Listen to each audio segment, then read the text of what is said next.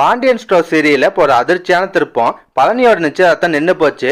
அநேகமா சக்திவேலு முத்துவேல் தான் தடுத்து நிப்பாட்டியிருப்பாங்கன்னு நினைக்கிறேன். என்னதான் பாண்டியன் மேல கோபமா இருந்தாலும் சொந்த தம்பியோட கல்யாணத்தை நிப்பாட்டதெல்லாம் ரொம்ப மோசமான வேலை. என்ன நடந்திருக்கும்னா, பழனி வந்து பாண்டியன்ட்ட கேட்பார்ல, மச்சான் நிச்சயத்தப்ப எங்க அண்ணங்க எங்க அம்மா நீங்க எல்லாருமே இருக்கணும் ஆசையா இருக்கு மச்சான், நான் அவங்க எல்லாருமே கூப்பிடவா அப்படின்ற மாதிரி கேட்க போறாரு. பாண்டியன் அதுக்கு சம்மதிக்க தான் செய்வாரு. அதுக்கப்புறம் நடக்கும்னா, பழனி அவங்க வீட்டுல போய் சக்திவேலு முத்துவேலு எல்லாம் கூப்பிடுவாரு. ஆனா அவங்க எல்லாம் வரமாட்டேன்னு சொல்லுவாங்க.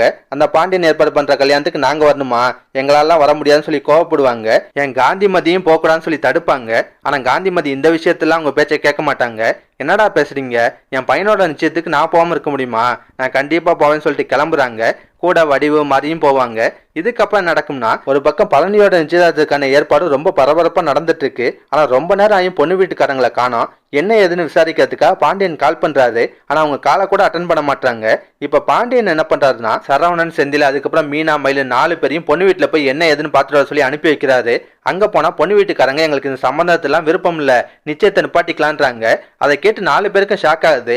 என்ன காரணம்னு கேட்பாங்க. அப்ப பொண்ணு வீட்டுக்காரங்க சொல்றாங்க, மாப்பிள்ள மளிகை கடையில வெறும் எடுபடியா தான் வேலை செய்யறாரு, அவரை நம்பி எங்க பொண்ணை எப்படி கட்டி கொடுக்க முடியும், அதான் இந்த சம்பந்தம் வேணாம்னு சொல்றான்றாங்க. லாஸ்டா என்ன நடக்கும்னா, சரவணன் செந்தில்லாம் பாண்டியன்ட்ட வந்து நடந்த விஷயத்தெல்லாம் சொல்லுவாங்க. அப்ப பொண்ணு வீட்டுக்காரங்க நிச்சயத்தை நிப்பாட்டிட்டாங்க பண்ணுவாங்க.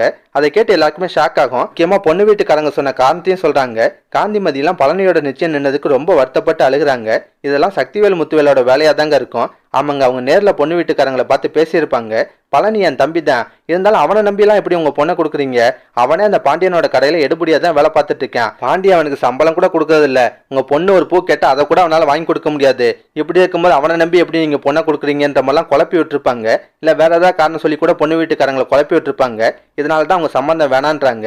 இந்த விஷயம் கண்டிப்பா பாண்டியனுக்கு தெரிய வரும். அப்ப பாண்டியன் சக்திவேல்ட்டையும் முத்துவேல்ட்டையும் சண்டைக்கு போவாரு. நீங்களாம் மனுஷங்களாயா, சொந்த தம்பியோட கல்யாணத்தை நிப்பாட்டி இருக்கீங்க, உங்களுக்கு அசிங்கமாலையா அப்படின்ற மாதிரிலாம் கோவப்படுவாரு. 2 பக்கட்டும் பயங்கரமா வாக்குவாதம்லாம் நடக்கும். கடைசியா பழனி கொஞ்சம் வெக்ஸாகி தான் பேச போறாரு. எல்லாரும் சண்டை போடாம கொஞ்சம் அமைதியா இருக்கீங்களா, எனக்கு கல்யாணமே வேணாம், நான் கடைசி வரை இப்படியே இருந்துக்கிறேன், தயவு செஞ்சு சண்டை மட்டும் போடாதீங்கன்னு சொல்லிட்டு ரொம்ப மனசு வந்து பேச போறாரு.